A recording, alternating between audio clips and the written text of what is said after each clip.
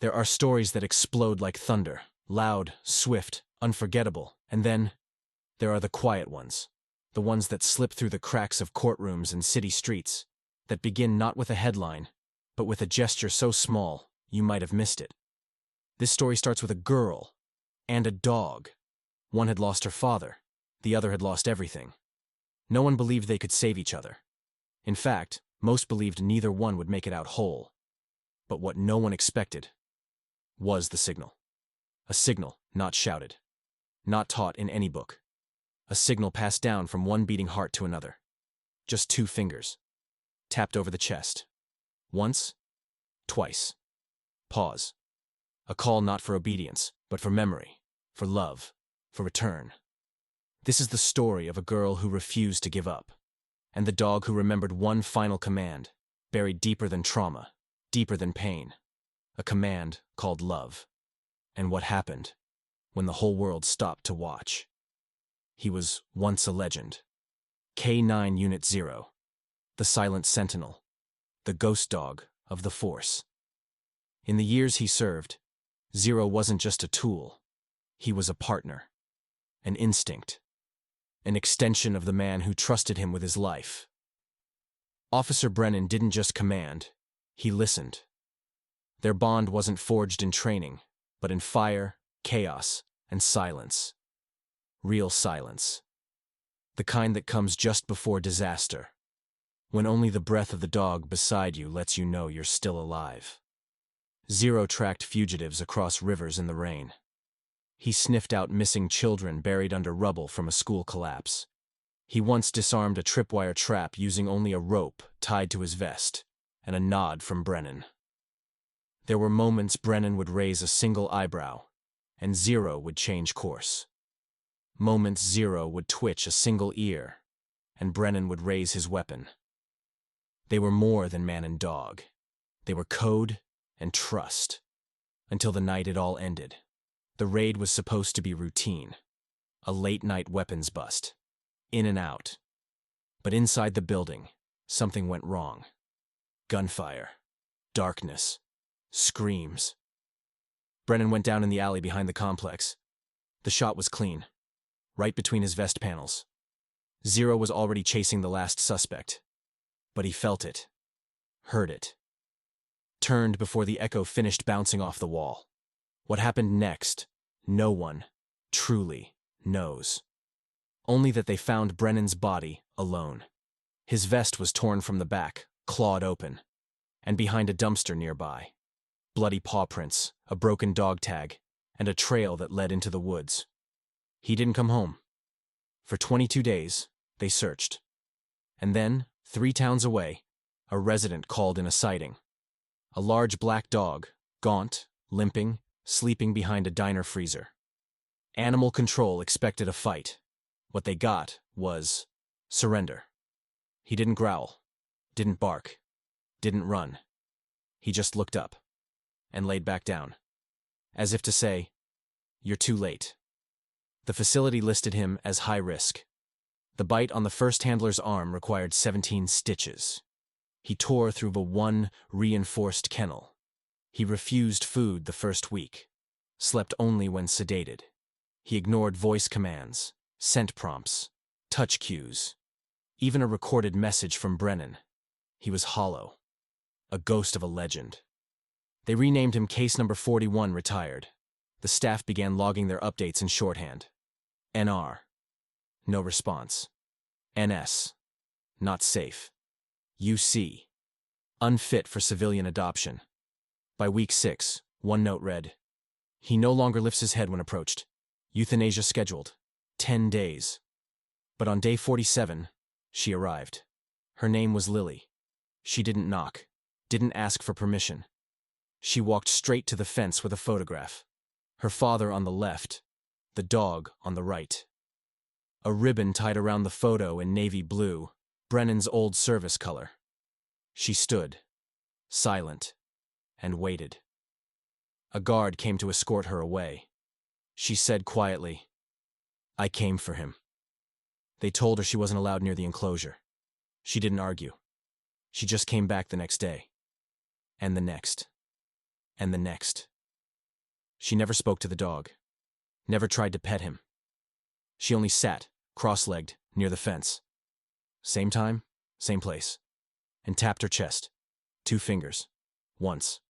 Twice. Pause. The signal. It was something her father used to do. Every time he left for duty. Right over his heart. Once. Twice. Pause. He told her it meant, come back to me. And even though he didn't, she believed one of them still could. At first, Zero didn't react. Not on day 3. Not on day 7. Not on day 10. He lay in the shade with his back turned. But Lily never stopped.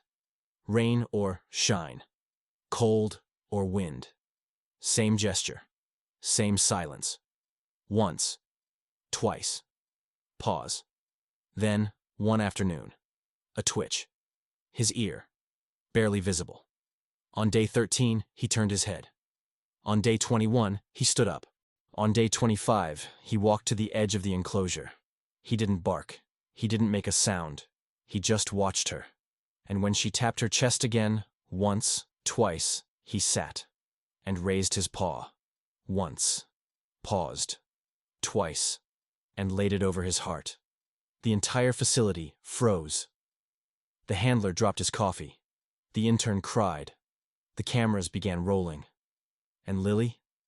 She simply smiled. Because that was all she ever needed. Not obedience, not tricks. Just proof. That he remembered. That somewhere inside that broken soldier, her father's heartbeat still echoed. And that, maybe, just maybe, some things survive grief. Even when we don't. Lily Brennan was not a girl of many words. Not since the funeral. Not since the salutes, the folded flag. The silence in the house that even music couldn't fill. Her father had been her son. Not because he shone bright, but because everything revolved around him. His presence. His warmth. His rituals. He always kissed her forehead before every shift. Tapped his chest twice. Paused. Said nothing. That was enough. When he didn't come home, she didn't cry in front of people. She didn't ask why. She simply began waking up early, sitting on the porch, waiting. As if some part of her expected a black car to pull up and Zero to step out first. But days passed, then weeks, until the phone call came. They found him. Zero. Alive. Damaged. Silent. No. She couldn't visit. No. He wasn't the same. No. They wouldn't release him. She asked one question. Can I sit outside the fence? She showed up with a photo. Her mom tried to stop her, but Lily had the same eyes as her father. When they told her no, she didn't fight. She just came back. The staff didn't understand. To them, she was just a grieving child with a dream and too much stubbornness. But some of the older handlers began to notice something. The dog wasn't pacing at night anymore. He was eating. He sat closer to the fence every day, and each time he did, Lily mirrored him. She would sit, straight, calm, watchful. The same posture her father once taught Zero to read. The language of breath, shoulders, stillness. She wasn't mimicking. She was remembering. And somewhere in that remembering, Zero began to remember too. By week 5, the news had spread. Someone posted a photo online. The girl and the dog, mirroring each other on either side of the fence. Within days, it had gone viral. Ghost dog responds to fallen officer's daughter. Signal from the heart. Some bonds never break. The world watched, and the state panicked. Because once people cared, it became political. They couldn't just put him down. But they couldn't just release him either. So they made it a hearing. A court date. To decide the fate of a dog. To decide the meaning of memory. To decide whether something broken could still belong to someone whole. Lily didn't dress up for the hearing. She wore her father's old jacket. Too big. Torn at the cuff. And on her chest, pinned in silver. 2 crossed fingers. Over her heart. She didn't bring notes. Didn't prepare a speech. She just brought the photograph. Her father. The dog. And a silence that spoke louder than any plea. The courtroom filled quickly. Journalists. Veterans. Trainers. Strangers who drove hours to sit in the back. And when the dog was rolled in, behind a clear, reinforced cage, the crowd went silent. He didn't bark. Didn't growl. Didn't cower. He just looked forward. Until she entered. And then, his head turned. Lily didn't cry. Didn't run to him. She just stopped. Lifted 2 fingers. Tapped her chest. Once. Twice. Pause.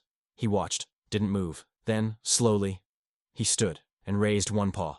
Tapped the cage wall. Once. Twice. Pause. The judge dropped his pen. A woman in the back gasped. Someone whispered, "Did he just—" The lawyer stood to object, and the judge raised a hand. "Overruled," he said. "I've seen enough." That night Zero went home with Lily. No parade, no headlines, just a car ride, a quiet room, and a girl who tapped her chest every morning, and a dog who always answered. The town thought that would be the end of it. A courtroom miracle. A tearful reunion. Viral headlines. Then silence. But the story didn't end when Zero came home. It was only just beginning. Zero didn't return to who he was. He wasn't the canine legend. He didn't respond to sirens. He didn't patrol the yard. He didn't bark at shadows. He simply followed Lily. Everywhere. Like her shadow. If she went to school, he waited outside. If she visited the cemetery, he lay beside her. When she was alone, she wasn't. When she was quiet, he listened. When she forgot how to be okay, he reminded her. With presence. With breath. With the silence only those who've seen too much can offer. That fall, something shifted in Lily. She smiled more. She spoke longer sentences. She stopped drawing nothing but dark scribbles, and she started running. At first, just around the block, then the park, then cross-country. Zero ran beside her, matching her pace. When she stumbled, he slowed. When she laughed, he barked. By spring, they were inseparable. And when she joined the city's junior first responder youth program, Zero followed without a leash. Everyone knew. If you wanted Lily, you got Zero too. He was older now. Stiffer, but sharper in ways people didn't understand, especially not on the day that everything changed again. It happened during a school trip, an out-of-town museum. Lily and 28 other students. The bus was delayed. The weather turned. They waited inside the museum until transport could arrive. Then the fire alarms went off. Everyone moved as trained. Single file. Until the explosion. No one expected it. A boiler. A gas leak. Something went wrong. The West Wing collapsed. 2 teachers were injured. And Lily, who'd gone to the bathroom moments before, was trapped. The emergency teams moved fast. Parents gathered outside, weeping. Lily's mother screamed at the gates. But inside the chaos, a shape moved. Low to the ground. Nose down. Eyes forward. Zero. No handler. No command. Just instinct. He slipped past firefighters, ignored debris, found her scent in a shoe, and went in. Inside the smoke and ruin, Lily huddled beneath a crumbled beam. Blood on her temple. No air. No way out. Until a shape pushed through the ash. Fur. Eyes. A paw. And her heart whispered. Once. Twice. Pause.